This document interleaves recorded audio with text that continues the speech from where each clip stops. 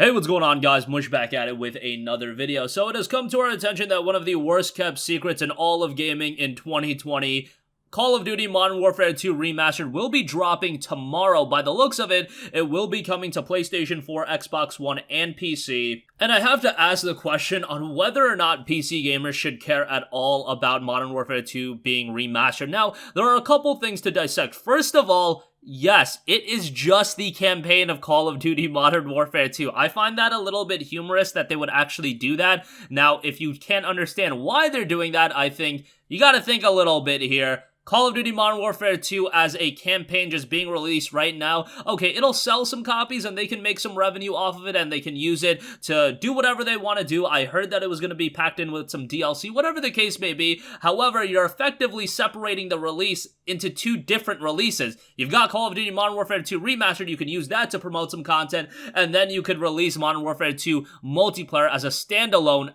release, and you could do that later in the year. From Activision's standpoint, and let's be real, Activision does know a little bit about the cha-ching. This is probably a pretty good idea for them, especially if they're looking to bundle Modern Warfare 2's multiplayer with this year's Call of Duty. I don't know exactly what they're looking to do as far as that's concerned, but that does seem to make a lot of sense financially. From the consumer standpoint, yes, I don't understand. I want to play Modern Warfare 2. Obviously, I'd love to revisit this game, but without a multiplayer component, it doesn't really matter. And also, I offer you guys the idea that remasters on PC are pretty lame inherently. I mean, we've seen a plethora of remasters being released on PC, and let's be real, you go on those remaster pages and you look at the upgrades and you just scratch your head for a second and you're like, wait a second, you just bundled in the DLC and you didn't really give us any upgrades. In a lot of cases, the upgrades are very minute because you can do a remaster of a PS3 game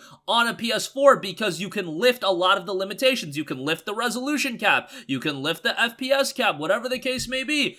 Guess what you don't need to lift on a PC version of a game? You don't need to lift the resolution cap because there is no resolution cap. You don't need to lift the FPS cap. I God well hope you don't, because some games do have FPS caps, but let's say for the most part you don't have FPS caps. So what does a remaster really offer you? Well, from a developer and publisher standpoint, it's an opportunity to re-release a game at a higher price point. That is literally what happened with Assassin's Creed 3, and that's why I bugged out about that when it happened like a year ago. I was like, why are they re-releasing Assassin's Creed 3 on PC? On Steam, they pulled the original AC3, so no longer could you buy the regular version of AC3, and now what you'll see on Steam is Assassin's Creed 3 Remastered, and they lifted that game's price up to a premium $40, which obviously, from a consumer standpoint, that remaster offered the consumer nothing outside of the fact that if you wanted to play Assassin's Creed 3, now you would have to pay more money, but that's that game. Circling back to MW2 Remastered, now, I actually really enjoyed Call of Duty Modern Warfare 2's campaign. I thought it was relatively good, but it's a Call of Duty campaign. How lengthy of an experience is it? If you rush through a Call of Duty campaign, you could probably complete it in 4 to 5 hours, so how reasonable of a release really is this? And then added to the fact, with the lack of multiplayer, if they release it as a standalone purchase and they don't price it accordingly, well, that is a pretty big bummer.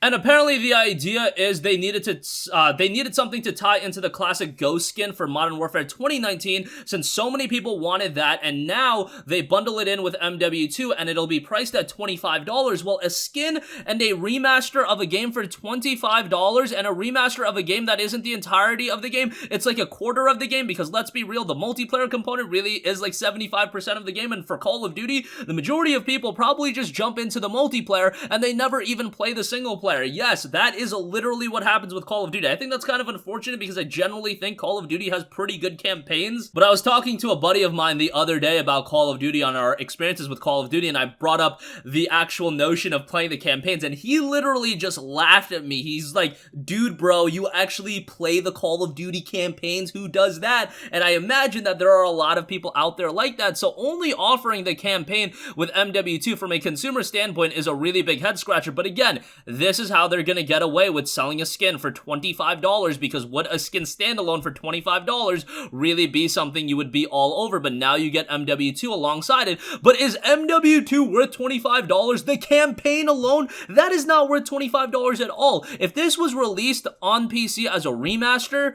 or on PlayStation 4, Xbox One, whatever platform you decide to buy it at, honestly speaking, legitimately, it should be $10. It should be $10, no more than $10. The PC version, when it goes on sale, it's like $10, and with the PC version, with that version, you at least get the multiplayer component. And what is this remaster going to offer you? It's going to offer you substantially better visuals. No, it's not a ground-up remake. I believe it's still running on the same engine and whatever the case may be. Now, if it is an instance of the Modern Warfare 2 campaign remaster drops tomorrow and then ultimately they add in the multiplayer component for free, that's another thing. Okay, that's a little bit more acceptable, but I find that really hard to believe if Activision is going to be that cool and bundle in the multiplayer for free alongside Modern Warfare 2 Remastered. Why don't you just do that right out of the gate and offer us the multiplayer right away? Why are you doing these segmented releases where it's less of an enticing purchase now? Because less people are going to buy this skin in MW2 Remastered just because it is the campaign, and I guarantee you some people might even get baited. I believe the title of the game does say Campaign Remastered, so honestly, if you do get baited, that's on you, but I still think some people are going to get baited into thinking the multiplayer is on there.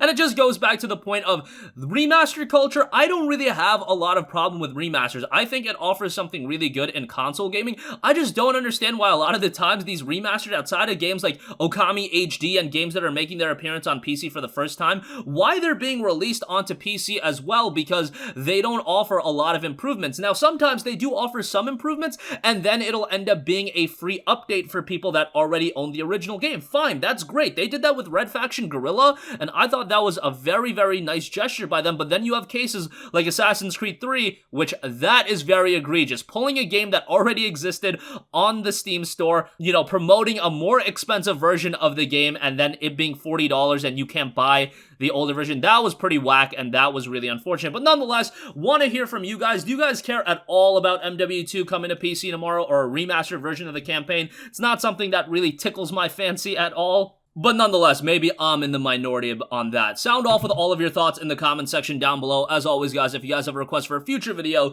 you can leave that in the comments as well, and I will catch you guys in the next one. Peace out. Hey, what's going on, guys? Mush here again. Hope you enjoyed the video. As you guys might know, YouTube's notification system is sometimes a little bit wonky, even if you're subscribed to the channel. Maybe you're not abundantly aware that I uploaded a video. To remedy that situation, make sure you hit the bell notification button. This way, whenever I upload a new video, and I try to upload as consistently as possible, you will be notified directly of the upload, and you can watch it as soon as it goes live. I would really appreciate if you guys hit that button so you can stay up to date with all of the content I'm posting. But as always, guys, thanks for watching, and I'll catch you guys in the next one. Peace out.